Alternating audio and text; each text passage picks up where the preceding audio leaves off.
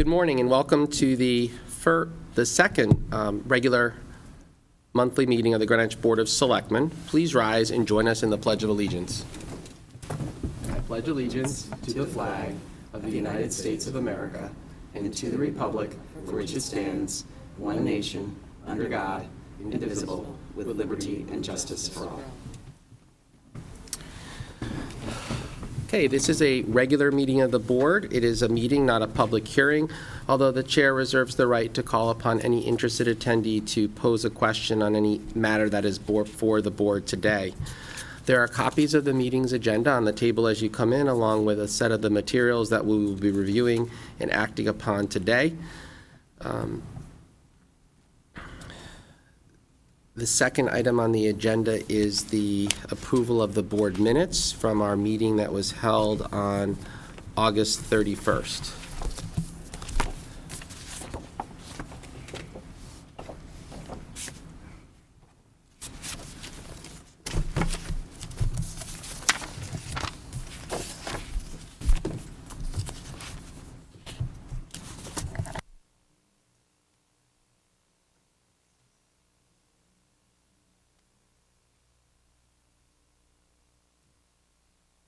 Are there any changes or corrections to the minutes as presented?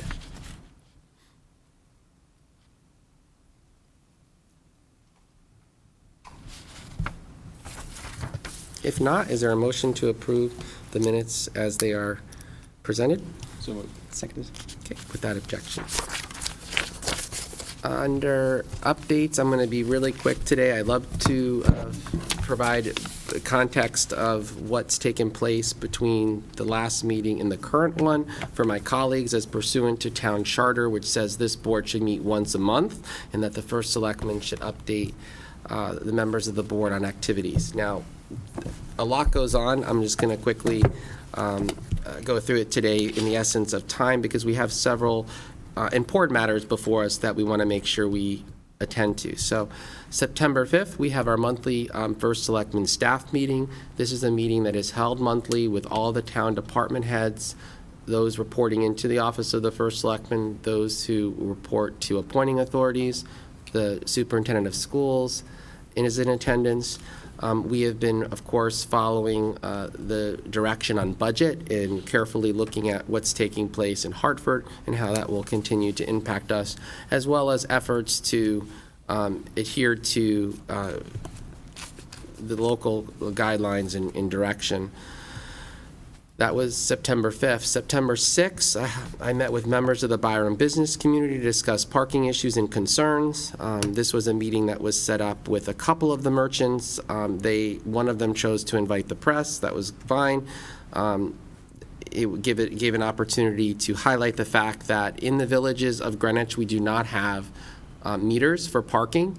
And so the enforcement is far more challenging than where we do because there's no formalized mechanism to manage that resource. In short, what we're seeing happen is a migration of people parking from Portchester where they have raised rates on their parking fees, and naturally the market sets activity. People vote with their feet, so to speak, and they look for the best deals. So clearly, there was discussions on synchronizing our enforcement and what time they go down there. I had requested the merchants really get together and talk about the installation of meters there. Naturally, we get into the discussion on, well, if you're going to do it in Byram, what are you going to do in Old Greenwich? What are you going to do in Coscob? And that's been a long-standing issue before the town and does require some thought. I know I park in all three villages and generally do find parking. So more to come. That was one issue of concern. The second one had to do with traffic. Naturally, traffic is a regional and global issue. 95 is a parking lot. We all know that. It feeds off onto local communities' streets. Clearly, our charge is pedestrian safety, and one of the requests was for a stanchion in the middle of Mill Street and Henry at the crosswalk. Seemed like a reasonable request in the short term. So we'll continue to monitor that. September 8th, attended the open house and ribbon cutting for the Child Guidance Center, which opened offices at 81 Holly Hill Lane. This is a wonderful service providing mental health services to young children, families. They have been with Greenwich for many years. This facility allows for 5 clinicians to be able to treat our young people, many of them in a vulnerable population. And we welcome them and wish them continued success. The Greenwich Point Conservancy had a dinner, purpose of to highlight details of their restoration efforts of the Feek Ferris House, which is over in Old Greenwich. This is truly the origins of the town's birth in terms of Elizabeth Feek being the owner of this property, and we really applaud the Conservancy for their efforts to maintain this structure for future generations to understand the origins of Greenwich. September 9th, we celebrated Pet Pantry's opening in Riverside, East Putnam Avenue. They're a wonderful family-run business, and it was the first time that I went to a ribbon chewing ceremony where our K-9 unit from the police actually cut the ribbon, so he did a lot better job than any of us could do, I'm sure you. We went to the Byram Fire Department open house. As you know, the Byram Fire Department has been in existence for 100 years. It is on the docket to be renovated. I do know that we had put money in. It was appropriated, but the BET conditioned it because they'd like to look at perhaps ancillary uses. But the simple fact is we need to move the project forward, and hopefully the BET will release the funds, and let's get this going. As we know, schools, firehouses, community greens are all anchors, and we are a community of neighborhoods, and I think this is an integral part of Byram. With its high density, its multifamily units, it requires adequate fire protection, and that firehouse provides it. September 13th, we had an Economic Advisory Committee meeting, again working on the town's marketing and branding campaign, which has been launched recently to accentuate all the positive activities that are taking place here, the fact that this remains a desirable place for people to come and live and work. We also helped the United Way, Greenwich United Way, kick off their campaign. Emphasis is the fact we're in difficult times, dollars are tight. United Way does their needs assessment. It highlights those areas that need the funds the most, and we encourage people to give because they allocate them to those agencies that impact the community the most. The 14th of September, we had the town's Leadership Institute graduation for 30 employees. This is a program run out of the Department of Human Resources that provides middle-level managers with skills and training to better produce outcomes for their service and department. Several speakers are brought in throughout to help build those skills in these employees. We had on the 15th the annual Employee of the Year awards for both the town and Board of Ed, non-certified, out here on the back terrace. This is a wonderful way to recognize those employees who excel and show distinction. We were very pleased with the turnout, and again applaud those winners this year for what they've contributed. John and I went to a BioBlitz that same day over in Old Greenwich at Greenwich Point, which was sponsored by the Shellfish Commission and Conservation Commission with UConn. This brought in a lot of this regional scientists to look at the environment and count various species. It was quite interesting to see just everybody just take off into the woods along the shore. Great for Greenwich. We were at Adopt a Dog, regular occurrence here in town, supporting that organization. September 18th, River House celebrates National Adult Daycare Services, wonderful institution that provides care for our most vulnerable elderly adults and provides families an opportunity to let people stay in their homes as long as they can. On the 21st, we had a promotional ceremony for Lieutenant Eric Skorka, who was elevated from sergeant, and Richard Stuck from detective to sergeant, 2 longstanding police officers who have exemplified excellence in their field, and we'll wish them well. Yesterday, there was the YWCA Spirit of Greenwich Awards, and again, recognizing 10 women of this community who have contributed greatly to the betterment of it. Over the course of the history of this award, I want to say there was something like 170 of our community's distinguished women recognized, and again, thanks to the YWCA for honoring Kim Augustine, Jenny Baldock, Vicki Craver, Kathy Dan, Laura Holland Jeffs, Eileen Grosso, Lynn Hagerbrandt, Wendy Stapleton Reyes, Heidi Brake Smith, and Jill Weiner.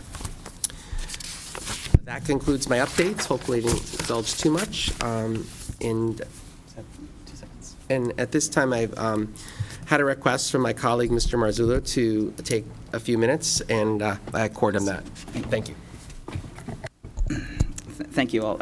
Mr. Chairman, Selectman Toner, and all, I would like to briefly take this opportunity to once again say how truly grateful I am for the kindness and thoughtfulness, encouragement I received this week. I say this again because it truly has sustained me and has helped me and has comforted me in many, many ways, and I am forever grateful. Just like any elected official, one serves at the pleasure of the voter, and time in office is solely dependent on such.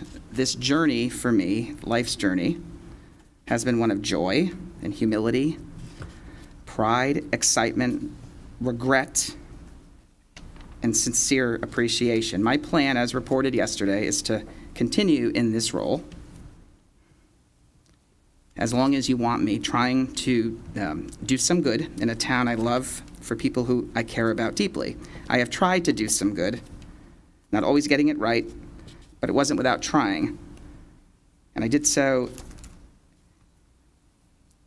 by sometimes offering a different opinion, sometimes with a convincible argument, sometimes with a sense of humor, sometimes for advocating for this or that. So, again, thank you for giving me this opportunity. Great, thank you. Thanks. Under old business, we have several items. I want to request that we take them out of order because of a time constraint for our esteemed member of the Harbor Commission, Mrs. Gibbons. As we know, the town has, through its Harbor Commission, gained approval of a harbor management plan. We are at the final stages where it goes to the RTM. And at this time, I'd like to recognize Mrs. Gibbons for presentation. Thank you. Is this on? We're going to make a motion just to take it out of order. I move to, under old business, to start with point C, Harbor Management Plan, Ordinance, and RTM resolutions, and to take that first. Okay, I'll second that. All in favor? Aye. Thank you. Thank you. Thank you for letting me speak out of order and come before you this morning. For the record, I'm Lyle Gibbons. I'm a vice chairman of the Harbor Management Commission, and I'm here to speak to you about the Harbor Management Plan. As you will recall, the Harbor Management Commission approved the July draft of the plan unanimously on July the 12th. The following day, July the 13th, the Board of Selectmen likewise voted to approve the plan and forward it to DEEP. In a conference call with DEEP, which consisted of myself, Bruce Agilillo, Jeff Stedman, John Goucher, and Brian Thompson, on August the 2nd, we all noted 2 typos and 2 non-substantive editing errors. The draft DEEP approved in their letter, dated August 21, 2017, contained these corrections, but the draft the Harbor Management Commission and the Board of Selectmen approved in July did not. Hence, the RTM representative to the Harbor Management Commission sent an email in August stating the draft plan being forwarded to the RTM for its consideration and approval was not in proper legal order. Bruce Agilillo, chair of the HMC, requested a legal opinion from the town's legal department asking if the Commission and the Board of Selectmen should revote approval of the draft, now entitled Final Draft for Town Adoption, which I believe you all have a copy of. We received a memorandum from the Assistant Town Attorney, Amina Ahmad, stating the legal department finds the corrections to be non-substantive and de minimis at best and would not require further vote. However, because the email sent by the RTM member was somewhat widely circulated, for the good of the order, we asked the Harbor Management Commission to reconfirm its July approval of the plan last week at last week's Harbor Management Commission meeting, which it did unanimously, and we are now asking the Board of Selectmen to do likewise today. Hence, I ask you please to reaffirm your vote on this final plan for town adoption so we may forward it to the RTM for their consideration and adoption in October. And I give you for your minutes the letter Chairman Angelillo wrote to the Assistant Town Attorney requesting a legal opinion, and the memorandum we received back from Amina Ahmad confirming that the plan did not contain the new draft did not contain any substantive corrections. So, Would you like this to be part of the submission to the RTM, or is it not necessary? I don't think so. I just want to have them in your record so that if it comes up, I will ask Amina. She is. Want these to be the letter that Bruce wrote to you requesting a legal? I don't think so. No, I don't think so. Okay. At least we have it in the record. Thank you. So that we are now duly correct. And for your information, I think Bruce outlined in his letter the 3 or 4 changes that were made in the draft. There were 2 typos. There was one place where we reordered a sentence. The most important one was where we reaffirmed that DEEP must stand by the Harbor Management Commission's decision on a matter that of a project approval, as long as it is in the plan and is connected to a policy in the plan. And that was already in 2 places in our plan, but the DEEP wanted it in a 3rd place, so we just added it to a 3rd place. Those are the changes. Great. So I request for you all to vote, and please ask me any questions if you want to beforehand. Are there any questions? If not, perhaps we will just quickly read the resolution that's before us, which reads, Resolution for the Representative Town Meeting and Ordinance Adopting the Harbor Management Plan. Whereas the Town of Greenwich seeks to enhance the beauty and value of the Greenwich Harbor area. It is associated waterways in the Greenwich shoreline as a recreational, environmental, and economic resource. Whereas in order to accomplish these ends, in 2013, the Town of Greenwich established the Greenwich Harbor Management Commission pursuant to the provisions of Chapter 444A of the Connecticut General Statutes, Section 22A-11, Section 22A-113K, with all the powers provided to such commission pursuant to the provisions of Section 22A-113L, etc., of the Connecticut General Statutes, including the authority to prepare a harbor management plan. Whereas, in order to strengthen the Town of Greenwich's role in the management of activities affecting the Greenwich Harbors area, to identify priority issues and to develop long-range policies for the beneficial use and conservation of the Greenwich Harbors area, the Greenwich Harbor Management Commission has drafted a harbor management plan. Whereas each of the Greenwich Harbor Management Commission, the Board of Selectmen, the Connecticut Department of Energy and Environmental Protection, and the Connecticut Port Authority has separately reviewed and approved the Harbor Management Plan, which was also reviewed by the U.S. Army Corps of Engineers. And whereas the Town of Greenwich desires to adopt the Harbor Management Plan pursuant to the authority provided by Statute 22A-113M of the Connecticut General Statutes. Now therefore be it ordained by the Town of Greenwich that, pursuant to the provisions of Section 22A-113M of the Connecticut General Statutes, the Town of Greenwich hereby adopts the plan entitled Town of Greenwich Harbor Management Plan, August 2017, final draft for adoption, prepared by the Town of Greenwich Harbor Management Commission in accordance with Sections 22A-113K, etc. of the Connecticut General Statutes. Effective date, the ordinance will take effect upon enactment. I'd like to move approval of the resolution as presented. Second. All those in favor? Aye. Thank you. Thank you very much, Thank you, Mrs. too. Gibbons. Thank you very much for doing For all this your today. work. Thanks, Lyle. Thank you, John, for all this. You can stay, Lyle, if you want. Okay, the next item going up to old business are amendments to town charter regarding term expiration dates for certain boards and commissions. And with us today, we have the chairman and vice chairman of the RTM Appointments Committee, Mr. John Eddy. Thank you, Mr. Desi. Mr. Toner, Mr. Mazzullo. Shall I just Please. begin? Thank you. Hey, John. This is a continuation of a larger endeavor to amend the term expiration dates for all of the agencies that are appointed by the RTM. Some of them are nominated by the Board of Selectmen, some by the RTM. But all the ones that are appointed by the RTM are included in a larger plan that the RTM Appointments Committee is seeking to gain approval on. Today, I am presenting proposed resolutions that change the term expiration dates for those agencies whose appointments processes are found in the town charter. The RTM has already approved one term expiration change for the Flood and Erosion Control Board, whose appointment process is found in the Code of Ordinances.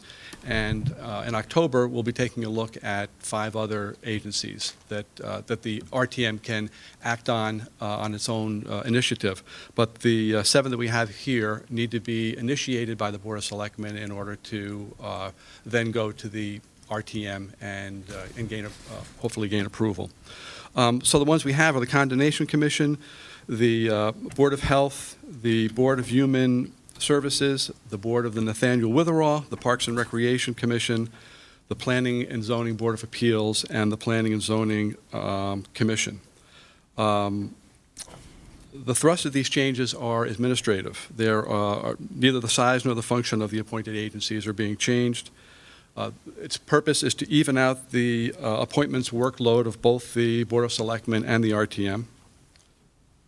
Of the RTM, and to reduce the risk of interruption to the agency's business by staggering the term expiration dates. Let me take a step back.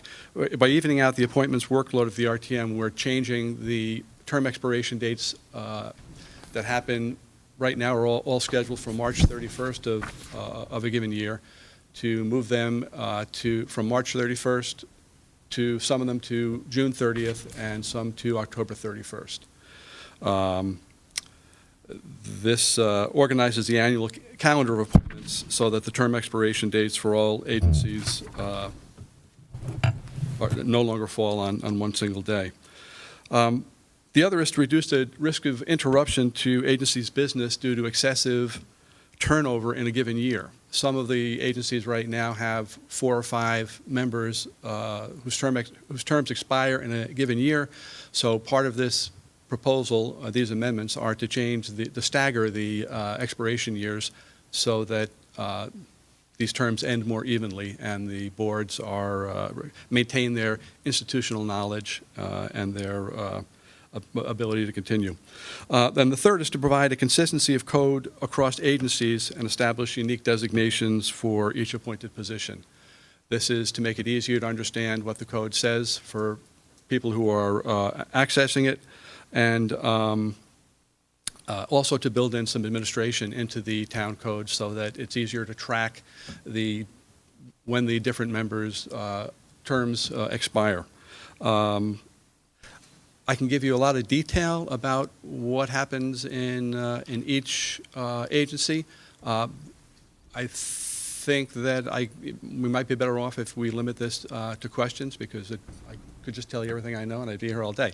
The one thing I would mention is the Condemnation Commission has a larger change than some of the others in that right now the term length for the members of the Condemnation Commission are 2 years, and this amendment is proposing that it goes to 4 years. And again, this is administrative. The RTM is responsible for nominating and appointing the members to the Condemnation Commission, and by changing the terms to 4 years, it reduces the number of times the RTM has to go through the nomination process and find candidates. And we've also moved the the appointment years to the odd number, to odd years, so that these nominations don't occur in the first 2 months of the term of the RTM. So my request to you is to initiate the process of amendments by approving these 7 resolutions to amend the term expiration dates for the, yeah. John? Sure. Just a quick question. First of all, thank you. This was not an easy task. And I It's thank taken a you little while, yeah. and Thank you. it has, and thank you very, very much. I think I know the answer to this, but could you conceivably have, and I don't know why they would, but you vote on each individual one, can you have an objection, say, I know 6 sections of the charter or 7, if 4 are approved? My point is, does this work when this comes as a package? Do you have could there be an objection for, how will that affect if one is not approved, just say? Yeah, as it stands right, for the October RTM, we're presenting these as separate resolutions. So I would suggest it would be up to the Board of Selectmen to present these resolutions to the town clerk, and I would recommend that they be presented as separate items on the call. So if there's a problem with one, it doesn't affect the other. Like individual, and how will that affect the other process? I don't think it will. What happened in September is the amendment for the changing of the Flood and Erosion Control Board was presented to the RTM, and this was meant not just to change for the Flood and Erosion Control Board, but to create a template that would be acceptable to use for all of the agencies. This was, it went through the approval process, it went through the RTM unanimously, so I don't anticipate there being any objections. The RTM is pretty much looking forward to seeing this happen. Thanks for the question. And thank you again. Yeah. So John, today we're going to be looking at your summary sheet. We're going to be acting on condemnation, Board of Health. You read them all, are those? Yes, I did, yeah.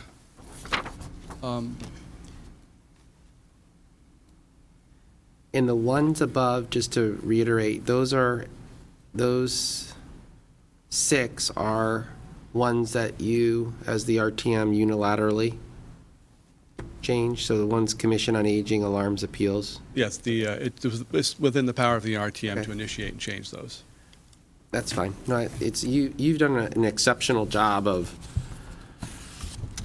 defining Absolutely. the changes you're looking to make, and the materials that you've submitted really are exceptional. Probably some of the finest I've seen in my tenure as selectman, whereby you've color coded it. You know the font is large. It's excellent. It's in legalese, but with explanations below it. So I give you great kudos for this effort. I know you spend probably hundreds of hours on this. I had a lot of help. I had the support.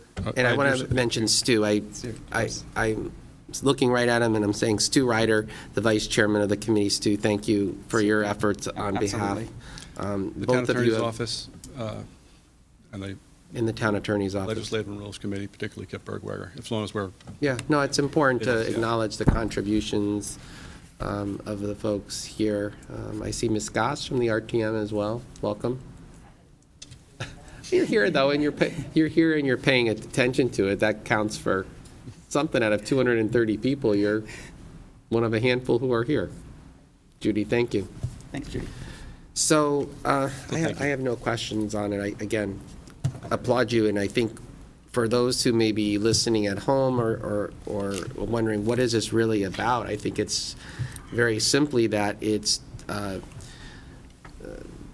dispersing the terms across the calendar in providing much more ability to effectively evaluate and move forward candidates for it rather than lumping them all in one time. I think the benefit to the town is that the process can be managed more easily, and we can pay closer attention Sure. at any given time to the things that are coming before us. Great. Yeah. So we'll take a motion. We'll move them all as they are presented in terms of one for each. So at this time, I would move the proposed changes. Thank you. Article 12, Public Works, Section 157A, Condemnation Commission of the Charter of the Town of Gwinnett shall be amended by replacing said Section 157A with the following, and it's as it appears on the item on our agenda. It's been moved and seconded. All those in favor? Aye. The next item is Article 5, be it resolved that Article 5, Health, Section 50A, Health Department, Board of Health of the Charter of the Town shall be amended by replacing said Section 50A with the following, and it again is as appears in the document submitted with today's agenda. Is there a second? Second. Discussion? All in favor? Aye.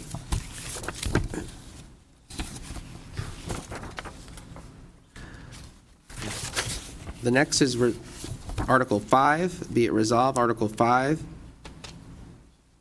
Health, Section 62, Department of Human Services, Board of Human Services of the Charter of the Town shall be amended by replacing said Section 62B with the following, and it is as it appears in the submission for the board agenda. It's been moved and seconded. All in favor? Aye.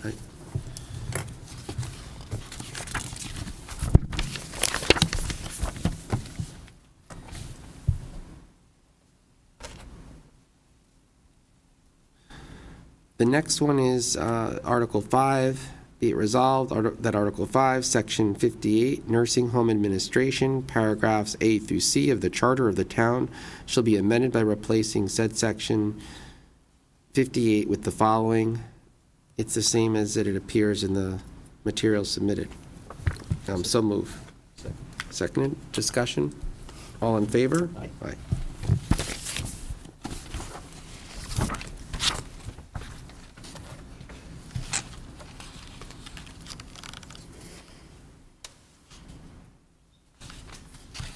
Parks and Rec isn't on that list. Is Parks and Rec wasn't one of the ones listed, but it's in the one we're moving today?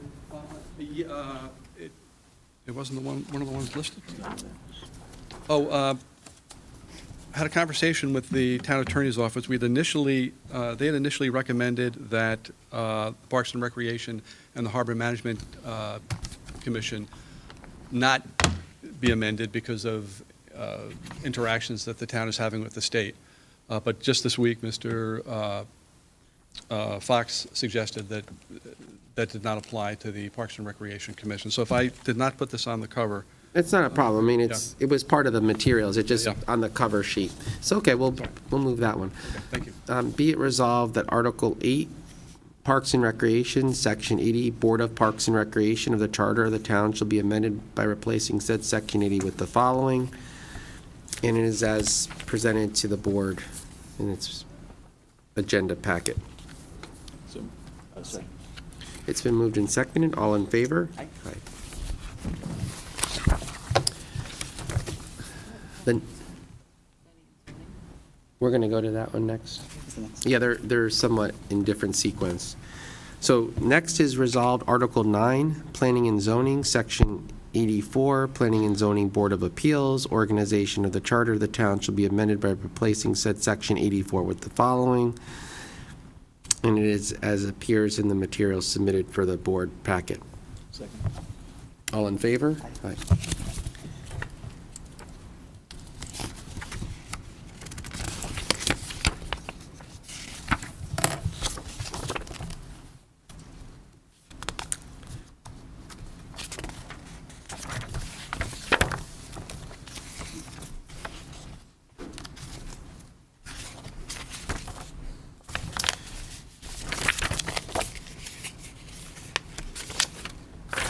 Okay, and finally, Article 9, Planning and Zoning, Section 85, Commission membership of the Charter of the Town shall be amended by replacing said Sections 85 through 87 with the following, and it is as appears in the submission to the board. Second. Discussion? All in favor? Aye. I believe that concludes the approval of the proposed amendments to the charter affecting term expiration dates. And again, thank Ms. Thank you very much for your support. Please, this was easy. This will come and we're planning for December. Great. Oh, December, okay, so we're not going to submit these for tomorrow. I think it'd probably be better for the RTM and everyone the ones for the Port of Ordinance will be submitted for October. Okay, so we're clear. We will be submitting these for December, or will you? And then the ones for October, have you submitted those, or were you at? This is one for October, and it's my impression that these need to be approved by the Board of Selectmen. I don't know, I have no problem submitting them. They're in the format they're in right now. They're submittable, but I'll wait until December. Okay. Thank you. Thank you very much. Thank you very much. And again, thank you to the Town Attorney's Office for their work on this. They're a busy department. It gets busier every day, and they haven't changed the number. It's the same staff that they had before, and so they are exemplify triage, which is. And by the way, Mr. Fox did not pay me to say that. Okay, so the next item on our agenda is a matter that came up through the first Selectmen's Disability Advisory Committee last year. The Disability Advisory Committee, or more elongated, the first Selectmen's Advisory Committee for People with Disabilities in Greenwich has been looking at various aspects of accessibility, looking at ADA policy. And we realized that we did not have a more formalized policy and procedure for people who have perhaps encountered impediments to access. And so we worked with Assistant Town Attorney Amina Ahmad to look at the act, which was adopted in 1990 by the federal government, and the town has applied, but really to tighten up the application of it. So what we have before us is a policy, and I'm going to read the cover page. So the Town of Greenwich American with Disabilities Act Policy Statement. It is the Town of Greenwich's policy to ensure that people with disabilities of all kinds have an equal opportunity to participate in and benefit from the town's services, programs, and activities. Therefore, and in accordance with the requirements of the American with Disabilities Act of 1990, the town does not discriminate against qualified individuals with disabilities on the basis of disability in its services, programs, or activities. The Americans with Disabilities Act coordinator is responsible for the enforcement of this policy.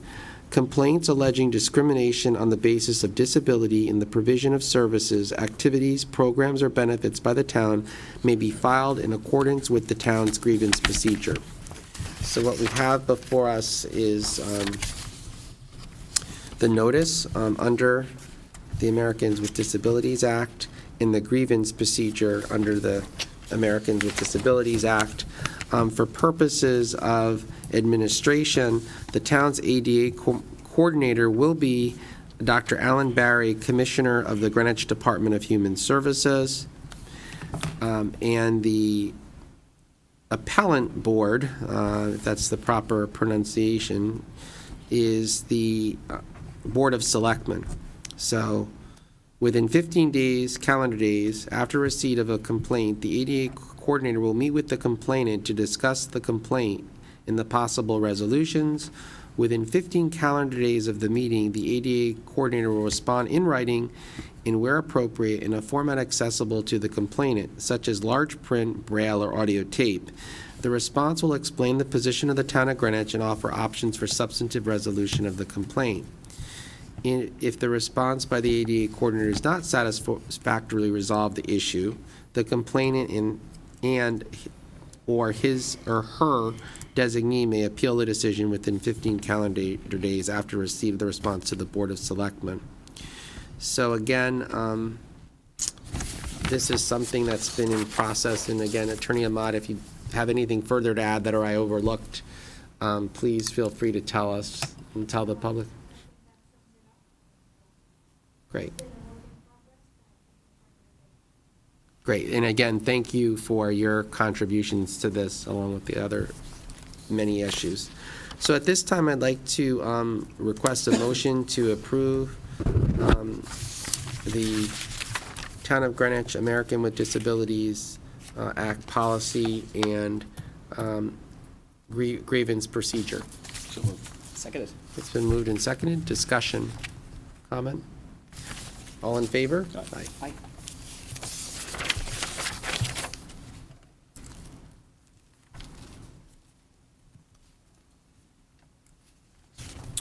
Okay, the next item before us under old business is a consideration of the proposed changes to the Second Amendment to the Bruce Museum Management Agreement. This is a matter that has been before us before. More recently, the RTM took up an appeal of the municipal improvement that was granted through all the various town agencies, and that appeal was denied and the MI was sustained.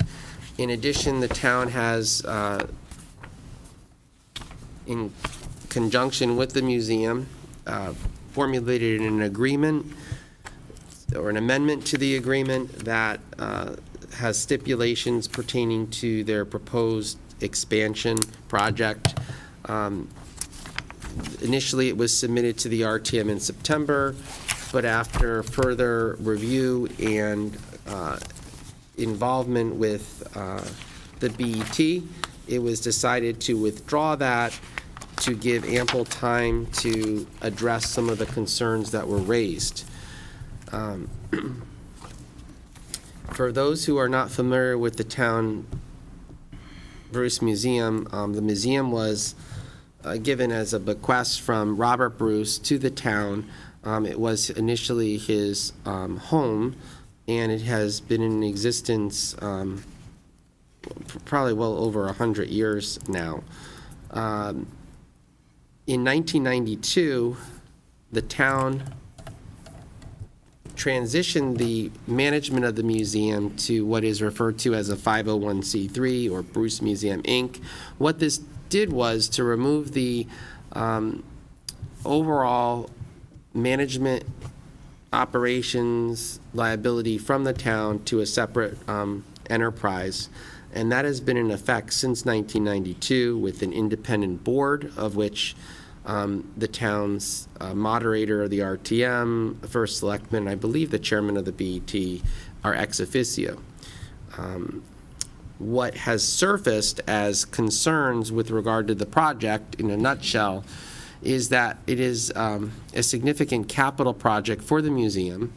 The numbers are approaching $40 million for the construction of the facility, in addition to their requirement that they have an endowment. They've made it very clear they want to have an endowment of $15 million, so we're talking about $60 million. The concerns expressed have been around the financial, in assurance that they have the monies in the bank prior to their construction, so that if in fact they were to run into difficulty, the town would not be saddled with the potential financial obligation. And again, I'm giving these in very broad terms, perhaps in layman's terms. So that's issue one, finances.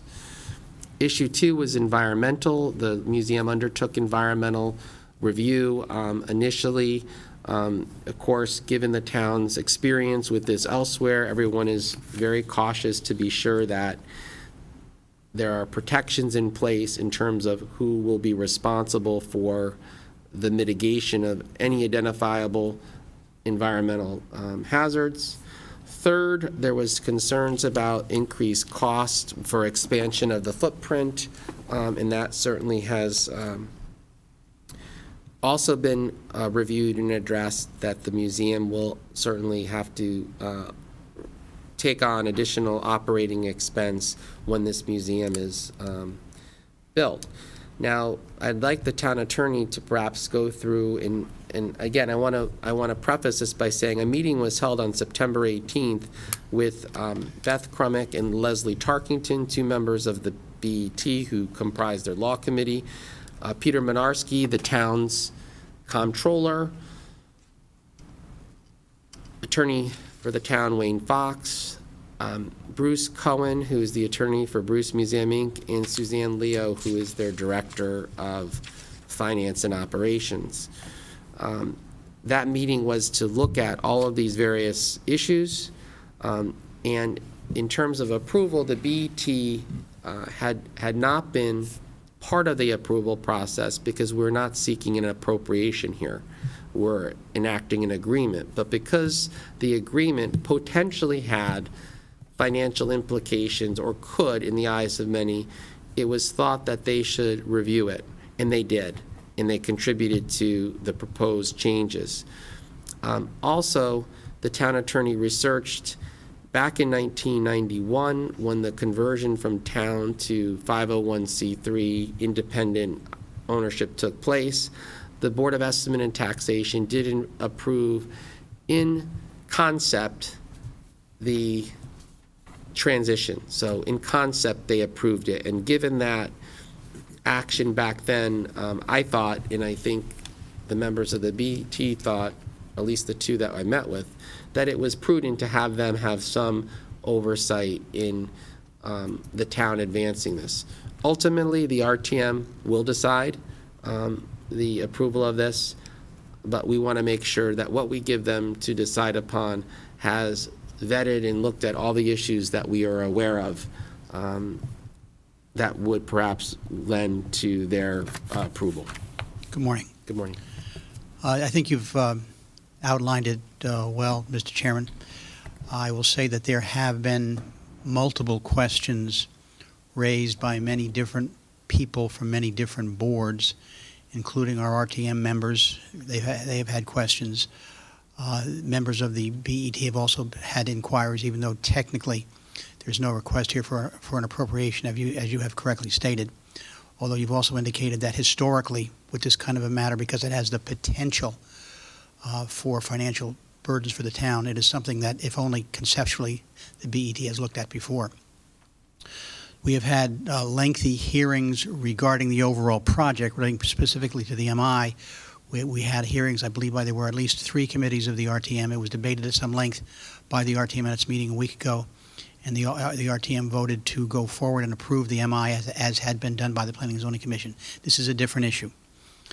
But what we have attempted to do, and we have met with the Law Committee of the BET, we met with them as recently as yesterday, and there were other members of the BET that also attended that meeting of the committee. We have attempted to address the primary concerns that have been raised by individuals, keeping in mind when this gets to the BET, which I think it will do at its October meeting, there may be other questions that are raised, there may be other amendments that are proposed. But I have given to you folks, and let me also say initially that the Bruce Museum has been particularly helpful and particularly cooperative in answering any and all questions that we've had. Their counsel, Bruce Cohen, I have corresponded with as recently as late yesterday afternoon, and they want this project to go forward, and they are attempting to be as cooperative as possible with the questions that our folks are properly raising. What I have given to you yesterday was the proposed Second Amendment, which is redlined to include, which has been redlined to incorporate the changes that I believe will make our folks a little more comfortable. The first, using the document that I delivered to you yesterday, the first change would be on page 2, in particular paragraph 3. And as you can see there, it indicates that under no circumstances will the town be obligated to underwrite the project or be responsible for the costs incurred in completing the expansion project. I think that will give comfort to the town boards and members of the town boards that the town is not incurring any specific obligation here, no legal obligation in conjunction with the work that's going to be done. One can argue that it's unnecessary, one can argue that it's repetitive, but I think it will give folks comfort in terms of our obligations or potential obligations. Theoretically, if this matter gets going, and they expect it will take somewhere in the area of 3 years to complete, but if we're halfway down the road and there are serious economic downturns in the economy, as we have seen nationwide back in 2008, and Mr. Jones, who committed $1 million, can't do it anymore, and they're short of money to complete the project, could the town decide that it wants to come up with the money to deal with the topic, I think the town would have the right to do that. I don't get a vote on that, but the town might do that, but the town would not be obligated to do that. And I think this makes that question clear. I think that will give people comfort.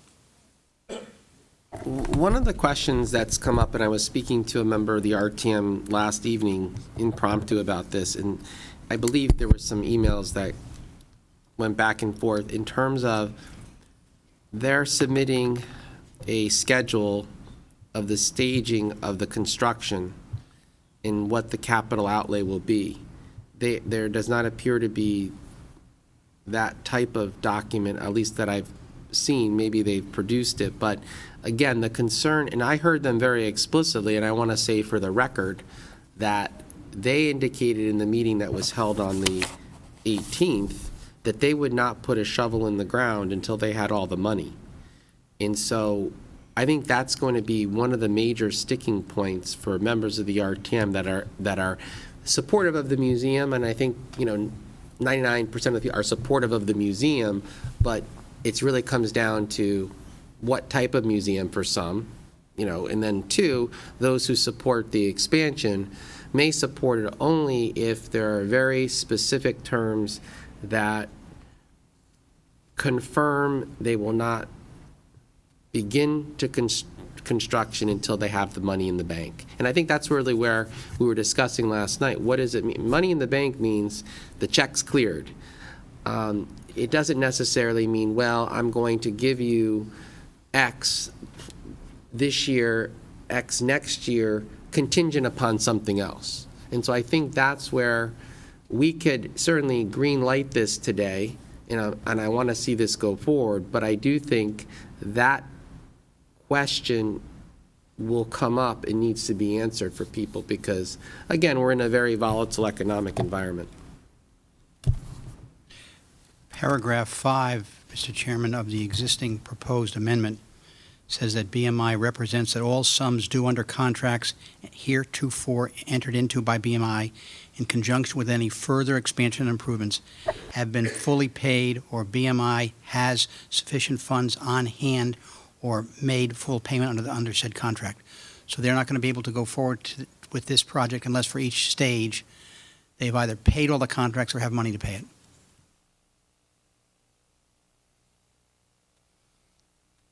Money in the bank. Money in the bank, yes, sir. So I just want to review that again. So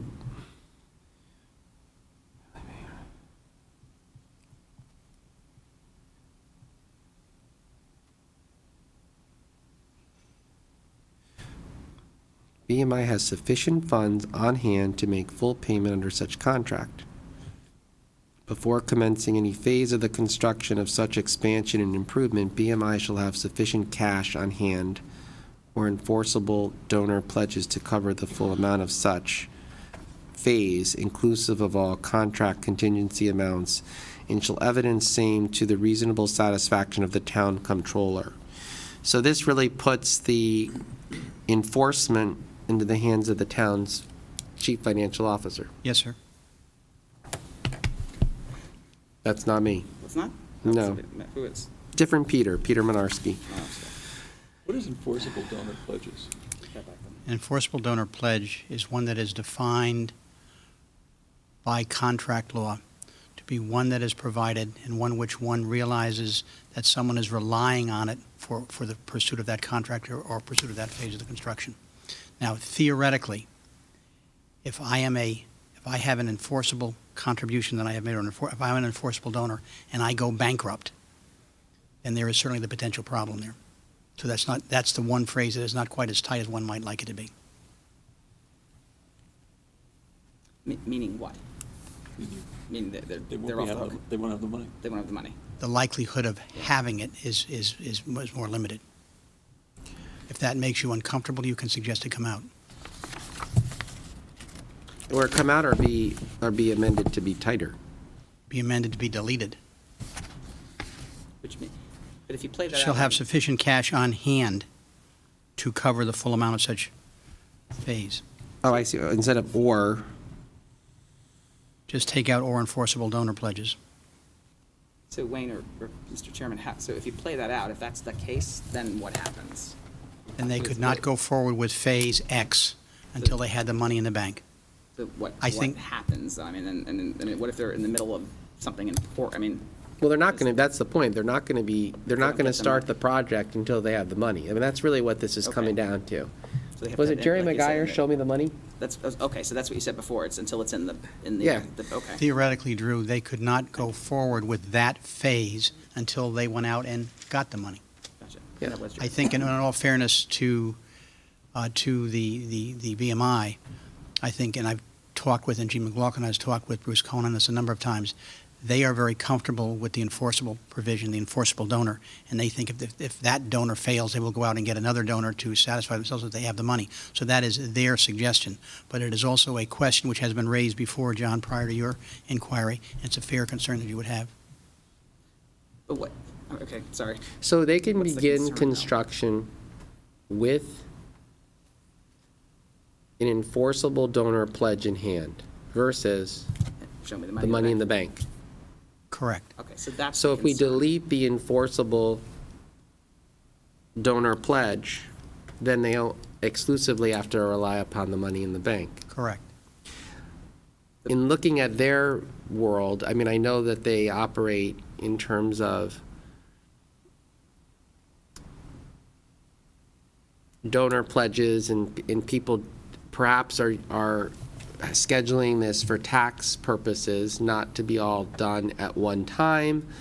So while I'm about cash on hand, I mean, cash in the bank, I also recognize that this may be a catch-22 in that we take it out, then they're saying, well, look, now you've handcuffed us that We're we delaying the can't, project.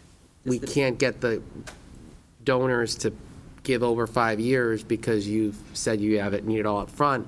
Therefore, they're not going to have the advantage from a tax purpose. I mean, That is a fair concern that Does they the- have. and I've heard Does the people Bruce say, line in? well, I've heard people say, I mean, this, I mean, maybe Canada about, people say, well, this is becoming like a tax shelter, not a tax shelter, but for wealthy folks who have art. Well, that may very well be true, and I don't think there's anything wrong with that, because it's coming back to the benefit of the town at large. But there are people who will think that way, and so this is really fundamentally one of the sticking points I think we're going to hear debated further at the RTM on this. Do you say have 40 million in the bank, or do you have 25 million in the bank and the 15 million with enforceable pledges over the duration of the project that will be paid to us to cover? Is the I'm sorry, but Mr. Chairman, is the Bruce objecting to this, the enforceable part? Who put that in? That was us or them? No, the enforceable provision was put in by Bruce for the reasons that Peter has suggested. There's a difference between getting all the money right now, knowing that Mr. Smith, who has promised to give us money, will give it to us over a period of time. We are relying on his financial ability to do it and his promise to do it. And we can. Bruce wants it the way it is. Pledges, cash and pledges. Cash and enforceable pledges.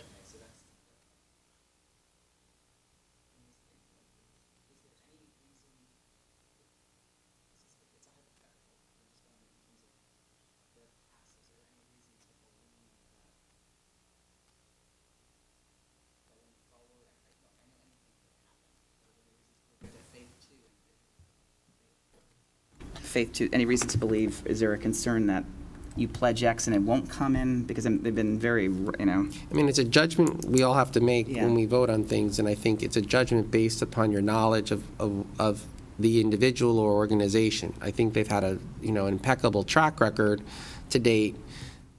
That being said, the concern I think that I hear over and over again is what's taking place in Connecticut with our population migrating.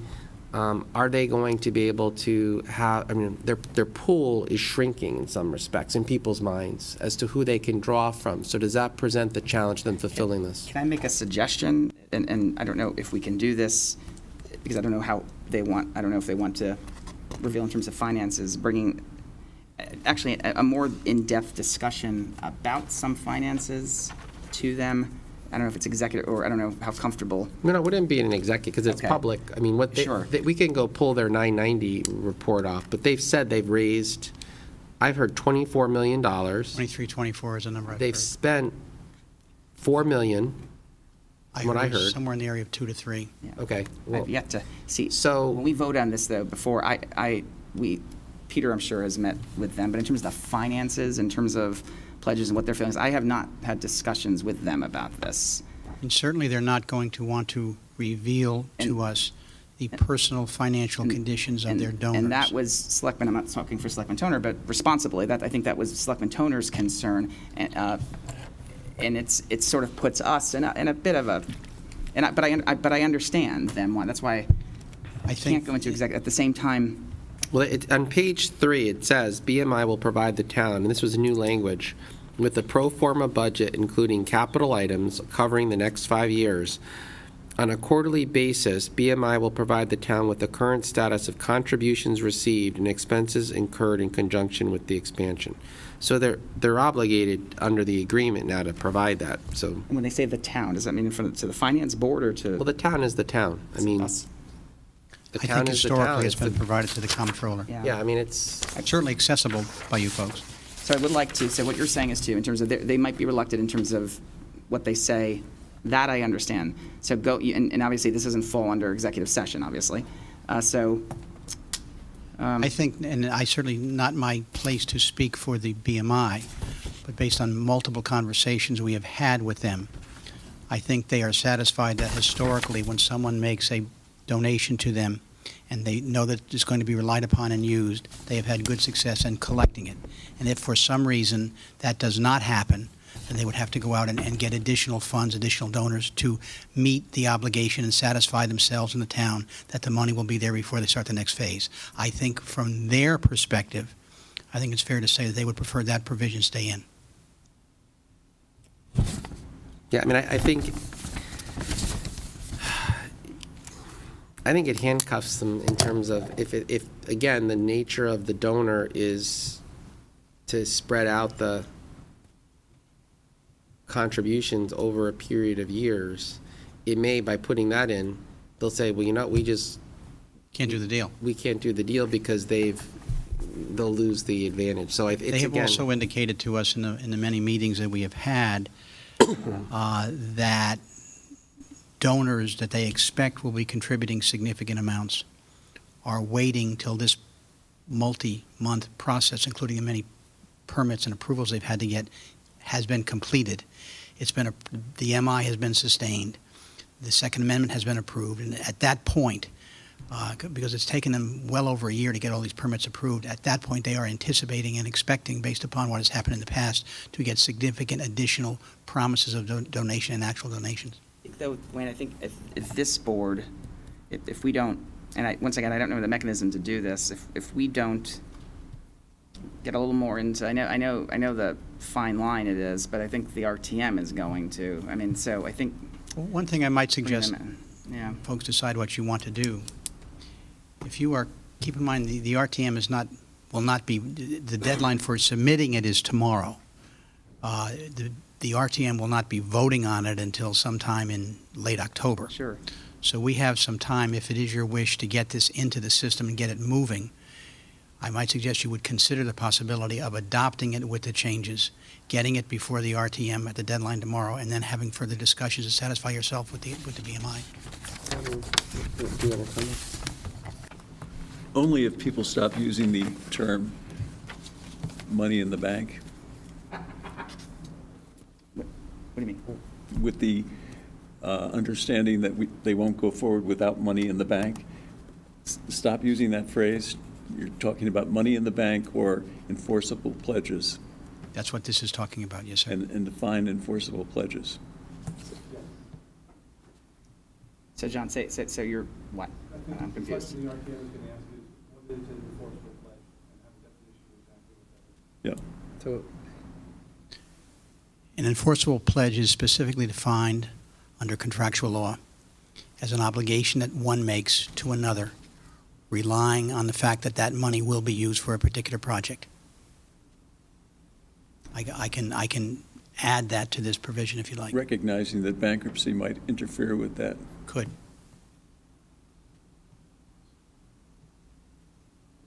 But then it goes back, sorry, to belabor my last question. And then it goes back to, I guess, that definition, but it also goes back to if, under a hypothetical, money in the bank versus money coming into the bank, does that mean they won't begin doing, because here goes, so if they don't, if they're midway through something and some big donation or contribution comes through, then what happens? If in fact you had this enforceable donor Yeah, that was no longer enforceable because he went bankrupt, his business was defunct, and he did not have the money, yeah.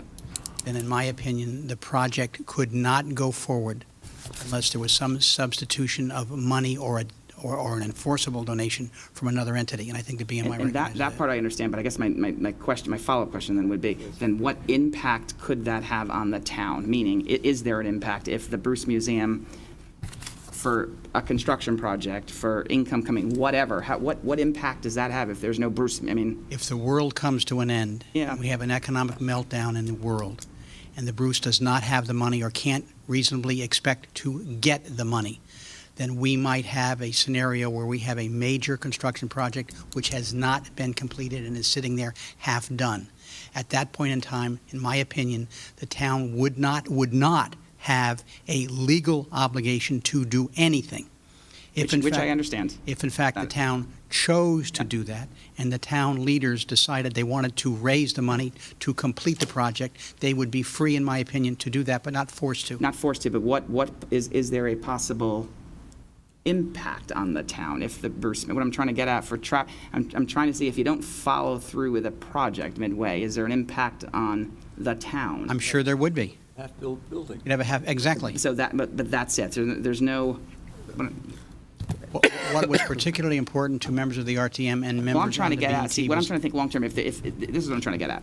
If you have a half-built project, and I know the town won't have a responsibility to fund it, but does that impact the local merchant because somebody would be coming in from somewhere to? Certainly That's it what would. I'm trying to get at. Of course it would. That's my point. which I think would be a reason why the town might decide that it wanted to come up with the money to complete Sure. it. That would be a business decision. That would be a policy decision to be made by the town leaders.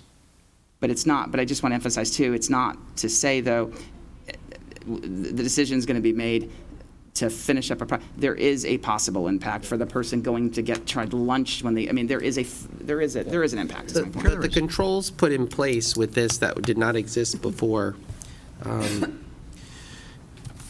Turning to number 8, I mean, in addition to what we just read, talks about they're going to provide a pro forma budget, including the capital items covering the next 5 years, and on a quarterly basis, will provide the town a current status of contributions received and expenses incurred in conjunction with the expansion, Yes, sir. which did not exist before. So Did that not. gives the oversight, because one of the issues too was, well, what's the oversight? It's an independent board. I think, to me, that certainly speaks to it. And again, Gives us more information as it progresses. Right. And then, so there's less likelihood of surprises. Correct. No one likes surprises. So then coming back to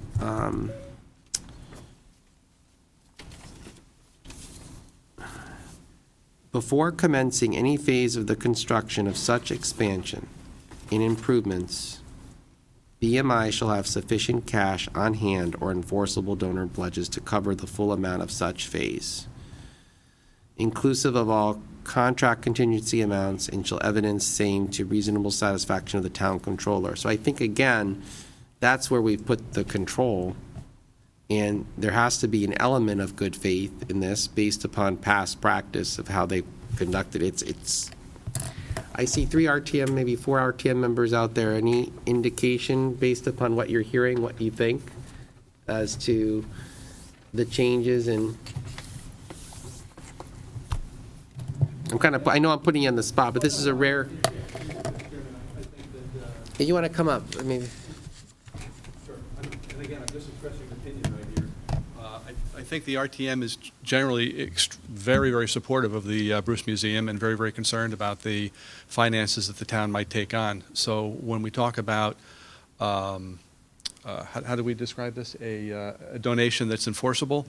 I think that there are going to be a lot of questions about what happens if a person dies, what happens if people go bankrupt, and does that enforceable donation take into consideration these situations? So you're going to see a lot of support for the Bruce itself, but I think we're going to see a lot of questions around this particular area. And people might ask if the Bruce has other ways of, if something should happen, does the Bruce have part of his collection that it might want to sell? These are the types of, I'm not suggesting that, but, It's collection. I'm sorry. It's not, it's collection. Well, its collection is our collection, Right. right? So, but I understand that they manage it. So these are the types of questions I think that will come up and will need to be addressed for a good number of people to be comfortable. So my 2 cents. Judy, would you like to?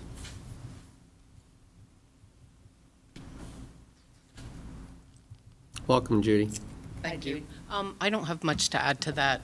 No, personally, I see likely they'll raise the construction funds, the 45 million. That seems likely. It's ongoing expenses I see as more of a concern for me. I don't know about the other RTM members. But against that, the BMI has been a very good steward. My understand is they have never once come back to the town and said, we need more money, you have to pay for this and bail us out. Our contribution, the town's contribution, has gone down steadily since 1990, whatever it was. So I'm not so concerned about the the guaranteed pledge versus the unguaranteed pledge. It's what goes into ongoing expenses, whether that endowment is enough, the 15 million. I know they want to raise more, but that's more my concern. I'm quite confident they'll get the construction costs. That's very helpful. Thank you. Thank you very much, both of you. And Thanks, Judy. Thank you. in terms of just the ongoing maintenance, it says in paragraph 9, subsection, the town shall continue to provide snow plowing as needed for all driveways, parking areas, the Steamboat Road stair, and the premises perimeter sidewalk, spring cleanup once per year, and then it goes into like leaf blowing and all that stuff. So it's fairly specified as terms of what parks will do. But maintenance, isn't the town responsible for the maintenance of the interior of the building? No, No? just the grounds, because Do we provide custodial services? no. Anything that takes place within the interior of the museum is all under the auspices of BMI, Bruce Museum, Inc. But because the museum sits in the park, and Parks and Rec maintains the park, I believe that's why the continuation of, grass cutting and things like that. Paragraph 9 was really done at the behest of the Parks and Recreation Department to clarify what their responsibilities are or are not. That was at their behest. Just the point raised, Mr. Chairman, by the prior speaker is a very fair one and a very good one. But keep in mind, we should not forget under the existing contract that we have with BMI, the town reserves the right to change what costs and expenses it will pay on behalf of the BMI. And I'm quoting now from that section of the paragraph, to reduce the amounts appropriated and services provided to BMI. The town's decision on the amounts to be appropriated and services provided shall be final and conclusive on all parties to this agreement. So if in fact the numbers were getting out of hand, we theoretically would have the right to reduce the amount that we allocated to them on a given basis. We have that ability and that flexibility, Yep. which I think is an important provision.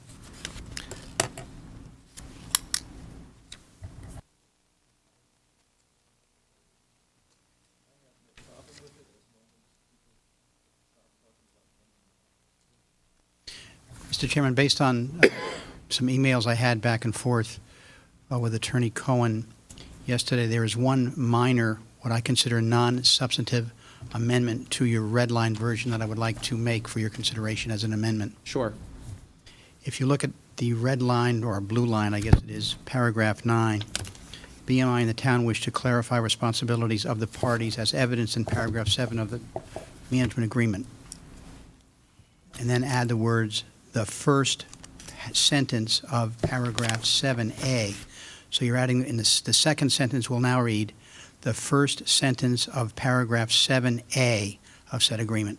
We're adding the words, the first sentence of, and the small letter A in parentheses. That does not change anything substantively, it just clarifies what we are doing. That was their only request to the changes that you have before you. Okay. So when Selectman Toner, when it talks about money in the bank, is that something you want to change? Like, No. okay. Originally, when the discussion started, it was stated that there would be money in the bank before any construction started. So people should stop thinking that that's the way it is. It's money in the bank plus enforceable pledges that aren't enforceable in bankruptcy.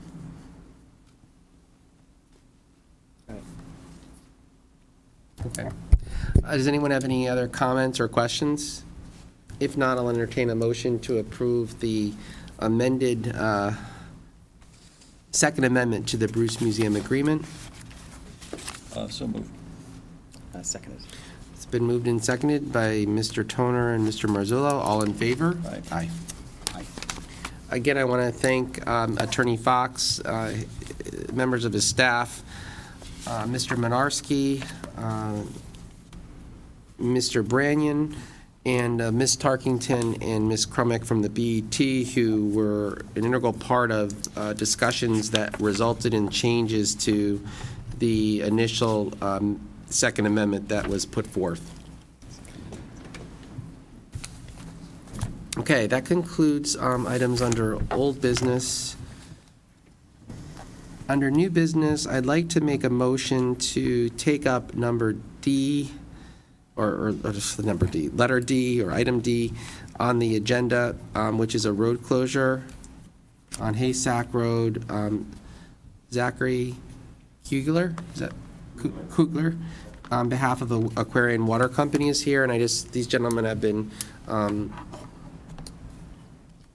patient, and the other items are internal items, so our staff is here, and we're going to try to be more courteous to you folks. If you please come forward. This is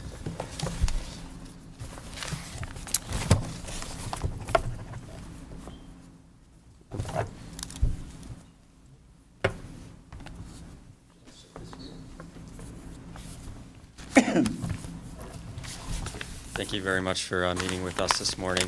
I also would like to introduce Kevin Lott. He works for the Aquarian Water Company, and he's the project manager for this project. Oh, I'm sorry. So we were going to move to take you out of sequence, so. Yes. So moved. Okay. Seconded. Okay, would you like us to get started? Sure. Okay, so just a little introduction about the project. Our proposed water main replacement is between Amherst Road and Havemeyer Lane, which is the entirety of the length of Hasek Road. There's an existing 6-inch diameter water main, which is about 100 years old, and it's a little bit small in size. So Aquarian would like to replace it and increase it to a 12-inch diameter main. The project is scheduled to be completed this fall, and the reason that we were proposing a road closure was so that we could allow the contractor to work a little bit more quickly and ensure the safety of the public, as the road is very narrow. We have done some initial coordination with the traffic division and the Public Works Department. During that work, we have spoken with the Board of Education and determined that there are no bus routes that go along Hasek Road. However, there are some students who are dropped off at either end who would walk down the street. So we've made provisions to provide access to pedestrians at all times. As is typical with any construction project, we will also be allowing emergency vehicles and local traffic to local residents to access their homes at any time. I would also like to clarify, as it wasn't in the letter, that This road closure would only be during the daytime work hours. That would be permitted by the Public Works Department in your town. It wouldn't be overnight or anything like that. So, What other utilities would you encounter in terms of the work, gas? sure, the other utilities in the road are a gas main and the sanitary sewer. There's a little bit of storm drainage, but it's very limited on the street. And what do you forecast the duration of the project to be? We forecast it to be completed in mid to late November. So in terms of the duration, Total duration, we'd be beginning in, early October and ending in mid-November, so about a month and a half. and what about equipment and materials? Where would you be storing those as? We'll be coordinating with the contractor, but we would never typically store it within the roadway. It may be off the side of the road, coned off, but we would not be looking to disrupt any travel lanes at off-construction hours. And the only reason why I say that is this is a fairly densely and busy residential neighborhood, and just, I know what we've been enduring with some projects throughout the town presently, and I just think, I mean, granted, how big are your infrastructure? Like, what's the, I mean, you've delineated here, but what would people see that you would have stored? Would it be like PVC pipe, or would it be? It'll be ductile iron pipe. They typically come in, loads of stacks of pipe. We would store that in the grass. It's not really palletized, but it's stacked up, so it'd be, neatly stored. And as I mentioned, we could cone that off and prevent people from wandering through there. And in terms of equipment, would it just be like a backhoe excavator, or would you? Typically be an excavator and a payloader, maybe some other small pieces of equipment like an air compressor, things of that nature. Does anyone have any questions? Yeah. Does this main only affect the people on Hassock Road, or is it a feeder for other roads? It is a feeder for other roads and at portions during the work. To be able to complete the project, we will need to shut down the surrounding water mains. I believe the limit of our extents will be mostly, when we do shutdowns, it'll be additional to people on Amherst Road and a little bit farther out in Havemeyer. But those would be, exactly. Who handles the communication from Aquarian to the, On this project, I'll be doing that. in terms of outreach, and do you do that through door to door? Typically, we mail letters in advance of the project. We're finalizing the bidding process on this particular one, and awarding. And immediately following that, I will send letters out. Inform the residents of our plans. Okay. Any questions? Anyone in attendance have any questions? Is this impacting the service now? Because it's 100 years old and not adequate? It is a little bit undersized, so there will be some improvements to the flows through the distribution system when the pipe gets increased in diameter. So there's a benefit here? Yes. Okay. I have no further questions. Okay, is there a motion to approve the road closure on Haysack from the dates?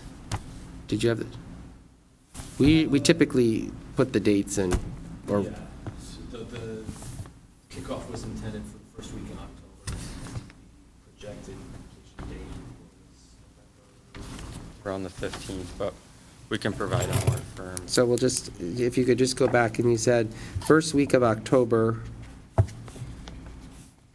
and completed in, it says late November, but the road closure is not through November 15th? Yeah, that's going to be, the road closure is going to be for the installation committee, which is going to have a slightly different duration, slightly less than the complete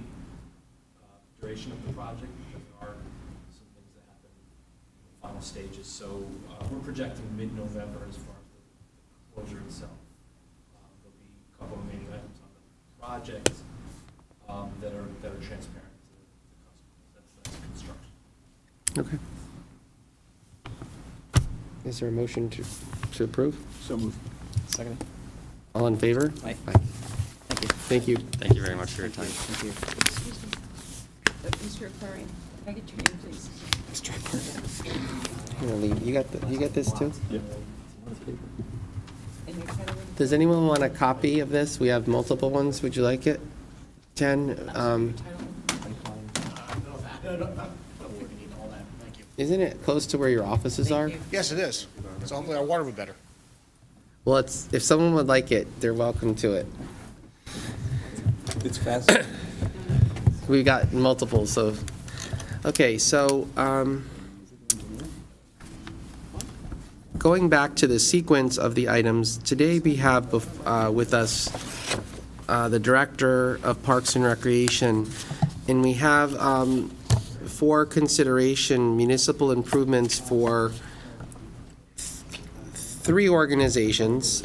Two of them are boat and yacht clubs, long in existence, and as part of the lease renewal process, it is required that they obtain what is referred to as municipal improvement. The Board of Selectmen is the entity that reviews and refers to planning and zoning on these. So, Mr. Siciliano, if you could please come forward and provide some context to this and any changes to these specific leases. The first one is for the Old Greenwich Yacht Club. For those not familiar, the Old Greenwich Yacht Club is out at Greenwich Point and provides opportunity for recreational sailing and boating and good camaraderie. We've all been invited and have attended their commissioning and are well aware of the work that they do. And again, I think it's one of the integral parts of what makes Greenwich a special place is having these facilities in case where the town provides the land, in some cases the facility, but the independent organization provides the service in the operation. And so Thank you. Also with me this morning is Abby Wadler from the Law Department, we work collaboratively on preparing these leases and bringing them forward in front of you for the appropriate approval. And as Peter said, the Old Greenwich Yacht Club has been a long-standing club that the town has supported. They have a building out at Greenwich Point that they currently occupy with club members and activities. They also provide the sailing school that's out at Greenwich Point as part of their lease agreement. This basically is the same lease that they've currently are living under. They had a 10-year lease with a 10-year extension. We are now at the end of that term. That's the reason why we're here asking for municipal improvement to request a 10-year lease with an additional 10-year extension in 2027. So obviously, what we've done here is we've taken it, the law department has vetted it out, we've looked at it from the Parks and Recreation standpoint, we've asked risk management to comment on the insurance to make sure we have updated insurance requirements, and basically it's the same outline of the lease as they've been operating under for a number of years. Nothing new, no changes. All the Old Greenwich Yacht Club was notified 2 weeks ago, sent them this by email, asking for any comments. I did not receive any, and I also notified them that we would be at this meeting today if they wanted to send a representative, and they did not. So we'll move forward with the current lease document. I don't think they have a reason to come and request any changes. It's basically the same outline as we've followed for the last 20 years with the updated insurance policies. okay, any questions or? Just one clarification on why do we need to get a new MI with a new lease? Just for my own benefit. It's in the town charter. It requires any new lease to go in front of for the MI from the Board of Selectmen to Planning and Zoning. So the next step after this will be taking it in front of Planning and Zoning. It's not a renewal. So they're considering this a new document that could span the next 20 years. Okay. And something I was surprised at when we did our tour down there was that the yacht club itself does not have sanitary facilities, and they have to depend upon the facilities in the bell tower building. Where is all of that right now? DPW is still working on that. Currently, we have the sanitary facilities, and that's been the longstanding operational policy there, that they use those sanitary facilities in the Chimes building. Obviously, we moved to a new restroom facility or an updated facility in the Chimes building. They'll continue to use that as their primary source of sanitation. Okay. All right, so I'll make a motion to approve the, pardon me, lease between the town of Greenwich and the Old Greenwich Yacht Club for a period of 10 years from October 16, 2017 to October 15, 2027. Second. It's been moved and seconded. All in favor? Aye. Thank you. Okay, the next one is a lease between the town of Greenwich and the Greenwich Boat and Yacht Club. For those perhaps not familiar where that is located, it is out at Grass Island, which is down here in central Greenwich. It is adjacent to the Grass Island wastewater treatment plant. Again, this is a somewhat of a rollover new lease, just updated insurance documentation, been reviewed by Parks and Recreation, the Law Department, et cetera. This lease also comes with some property and docking facility, which is different than the Old Greenwich Club. They have quite an extensive docking facility at the Greenwich Boat and Yacht Club, and they do maintain some of the surrounding property, landscaping, grass cutting, et cetera, as part of their lease. So it is a little bit more extensive than the Old Greenwich Club. Again, they've been in business for over 75 years.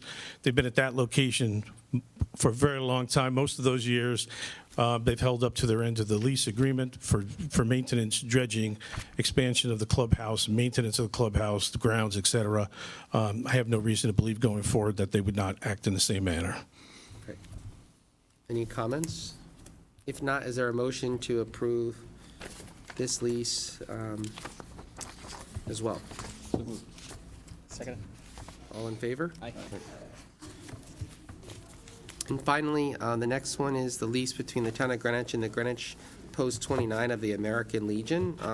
This facility is located in the village of Glenville on what is referred to as the Glenville Green, adjacent to the fire station. I believe it was originally conceived many years ago as the Glenville Community Center, and then upon the closure of the Glenville School in the village, in the establishment of the new school up on Riversville Road, the Civic Center moved, and this building became available and has housed the American Legion for how many years, Joe? Best of my knowledge, they've been in there for 20 years. Yes. It's a small building. It's 1,998 feet. And so you could perhaps review this.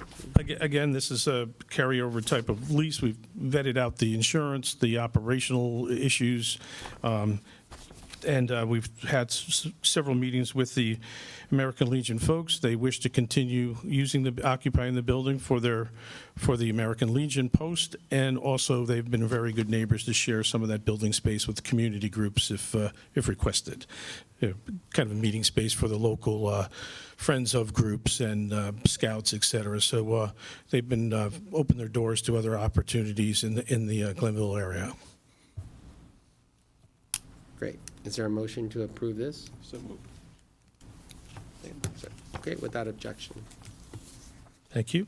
That concludes A, B, and C. We have one remaining item under new business.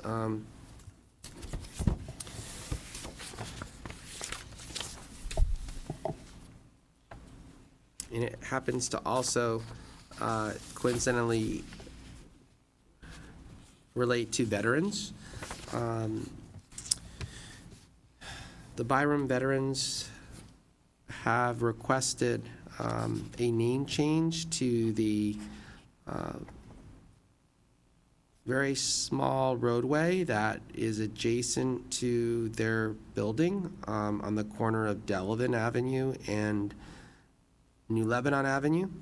Their desire is to change that to be Veterans Way. They have gone to the Planning and Zoning Commission, and they've gotten the necessary, according to this,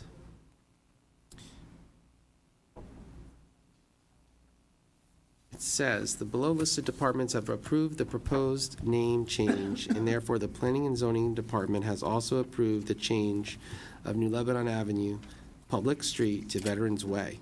The next step is for you, the applicant, to present the petition to the Board of Selectmen, who will then send it to the representative town meeting for final approval. The Selectmen's office will verify abutting ownership and notify the agencies and individuals listed below upon approval.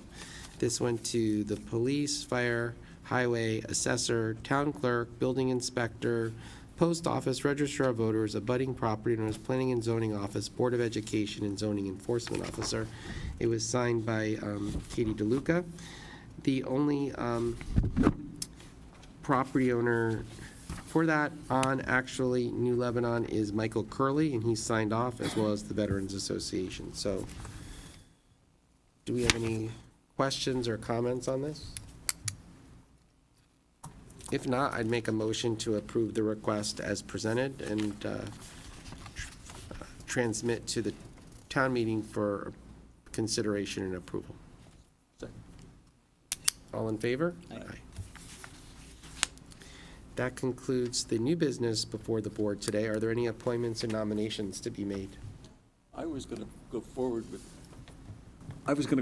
3 nominations, but I know that my colleague, Mr. Marzullo, hasn't had a chance to interview some of these people. But I know, who are you going through? Kurt Schaefer for P&Z, or no, for Parks and Rec. Yeah. Carrie Pryor for SNAC. And I'm okay with going on. Cynthia Smith for Historic. Historic District. But I'm okay to. Yeah. We've actually seen, we've seen Mrs. Smith previously, and Mr. Schubert is fairly well known to the community through his deep involvement with the OGRCC and advocacy for recreational programming. So if you'd like to make the motion, I will. Me too. Okay, I'd like to put forward Mr. Kurt Schubert's candidacy for Parks and Recreation. I can't read this without my glasses. It's an open position right now with a 3/18 term limit, or expiration. It's a 3-year term, so if we went ahead and put him forward, he would start on 4/1/18 with a termination date, maturity date of 3/31/21. Okay, so I see where it says open, Tom, No, it's. because there's 2. One was expiring 18 and one was expiring 17. Tom McGarity took the, Shorter one? We got let's get Mr. Eddy out here. this is our expert. Thank you. See, I can't read that. Is this for the position that was vacated by Mr. Collins? That, By Mr. Who? Valheim. Christian Collins? I think so, yes.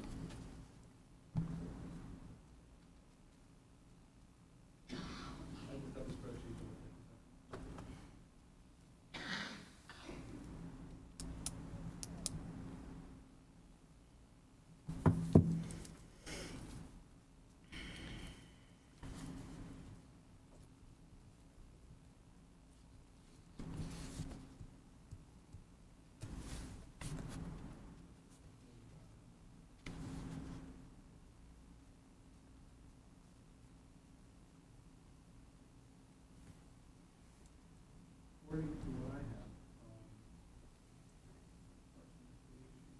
Mr. Valheim's term is scheduled to end in 2018. So if you appointed someone today, it would be to complete that term, and then they'd be reappointed. Do we have to do that? It actually would be, if the resolution goes through in December, it'll be pushed back to June, but the charter requires, we can't appoint someone for a longer period of time. Yeah, so it would be through 3/31/18. I was just, Right now, it's 3/31/18. But just to confirm, Mr. McGarity, his term, wasn't he just approved by you? Yes, he was just appointed. And his term ends In 2020. Got it. So then, thank you. And I also want to thank you for filling in for us, because none of us were there at the meeting on the, whatever date the RTM was. I was sick, and Mr. Marzullo and Mr. Toner had all other things pop up, but you did a great job of filling. I was watching from home as I was coughing up a lung. I was saying you did a great job. You got the job. So, Mr. Toner moved the nomination of Kirk Schubert to the Board of Parks and Recreation for a term expiring 3/31/18, filling the unexpired term of Christian Thalheim. Is there a second? It's been moved in second. All in favor? Aye. So, the next one is the Historic District Commission, and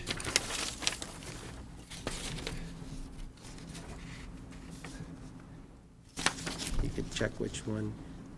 Annie McGinnis? no.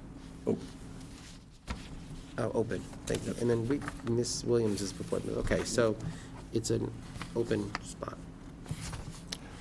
yeah, I'd like to propose that Cynthia Smith be put forward as a candidate for the Historic District Commission. It's an open term right now with the 19. expiration date of 3/31/19. That's a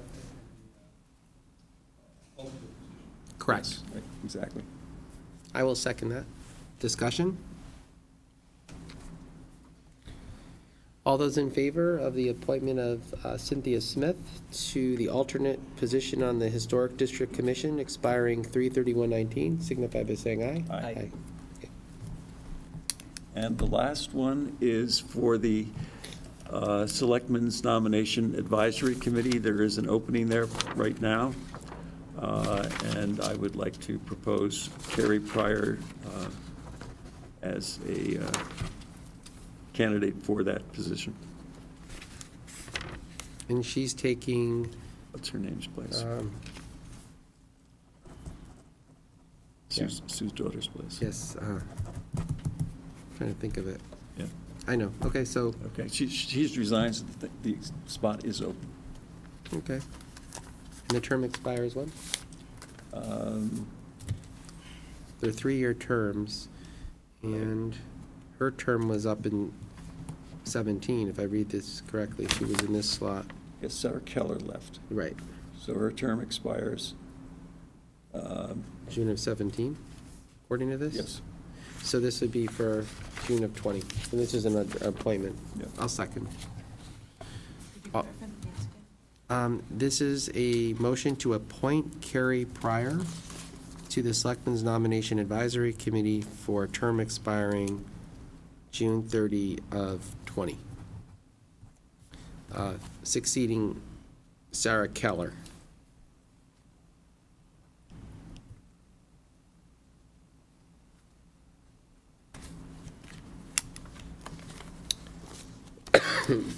And I know that we still have, and we need to, since I think we've got almost all the parties in the room, we need to really move forward post haste with the position for an alternate on planning and zoning.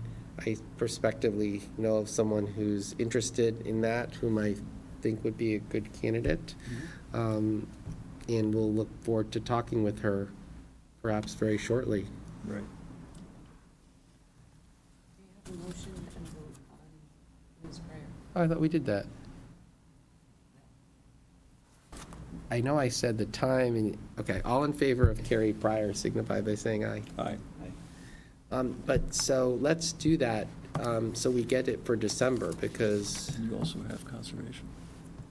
right, but, Okay.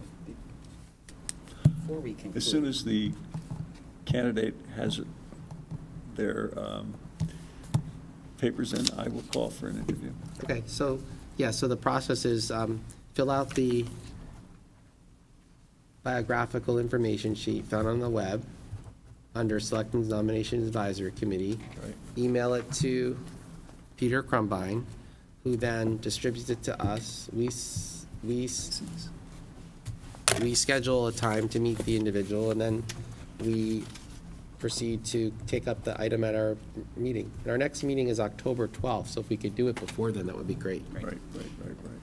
And also, if that individual could contact Cindy Anderson and let her know that she's interested in the position. Cindy Anderson is a member of the Nominations Advisory Committee who looks at land use. Right. Before we adjourn, do We we still have have- to, I just was, do we have to revisit the minute, we approved the minutes, and do we have to go back? I just noticed that Andrew Niblock's name 3 times is spelt wrong. So, do we have to revisit? Andrew Niblock. You know, remember we were, the gentleman, ALS and here. Oh, sure. Why Why don't we make the correction? all Let right, the- could we just make the correction let without- let the minutes of this meeting note that under That's the all. minutes, we reconsidered and made the correct spelling to Mr. That's all. Niblock's name. I Thank you. noticed. That's a, No, I just picked it. 'Cause I think it's NIBLO. Okay, that can- Yeah. that concludes the items under appointments and nominations. The only other remaining item is executive session with pending litigation. It appears we have 5 items. 2 are worker comp related issues, and that's being, of course, handled by KERMA, Connecticut Inter-Risk Management Agency, and some personal injury. So at this time, we'll take a motion to go into an executive session So moved. without objection.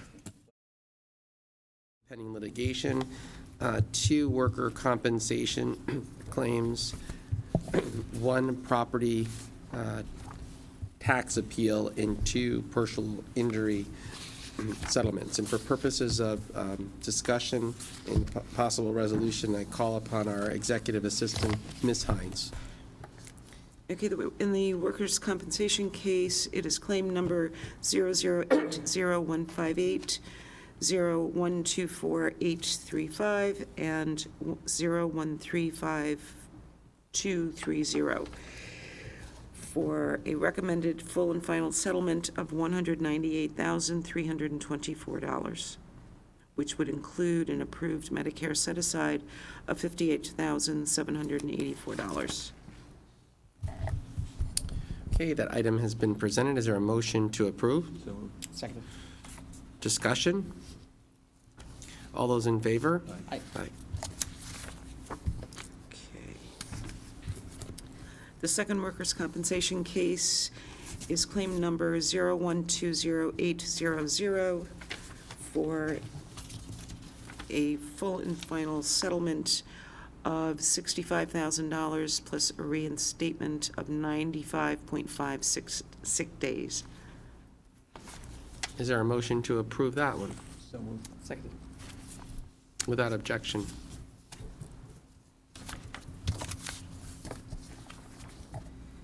Okay. For pending litigation, the tax settlement case for docket number FST CV 16-60289443S. It is parcel number 01-2538S. And that is for a future tax credit of approximately $1,873. Okay, is there a motion to approve? So moved. Second. Without objection.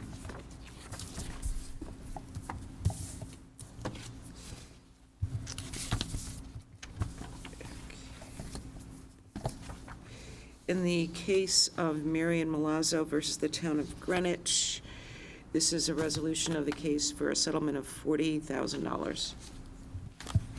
Okay, is there a motion to approve? Seconded. All those in favor? Aye. And in the case of Minerva Lashera versus the Town of Greenwich, there is a recommendation to resolve the case for a sum of $12,000. Is there a motion to approve settlement for $12,000? Is there a second? Yes, Second. Without objection. In the case of Delbella et al. Versus the Town of Greenwich, be it resolved that $165,000 received by the town will be distributed equally in half to the town and one half to the insurance company to be used for the possible settlement of outstanding claims. Okay, and this is the receipt of proceeds from claim, correct, Attorney Fox? So these are not taxpayer funds, these are funds that came back to us. It's not, right. Okay, is there a motion to approve? So moved. Second. Without objection. That concludes the business before. Excuse me, there's one more motion Oh, sorry. to this lawsuit. The second part of this involves DeBella et al. Versus the Town of Greenwich. The town authorizes payment of $80,000 to meet the SIR deductible, which the sum of which is to be used by the insurance company in the settlement of outstanding claims. Okay, is there a motion to approve? So moved. Seconded. Without objection. Now that concludes the business before the board today. Our next meeting is scheduled for Thursday, October 12th? October 12th. Thanks, Brett. Great.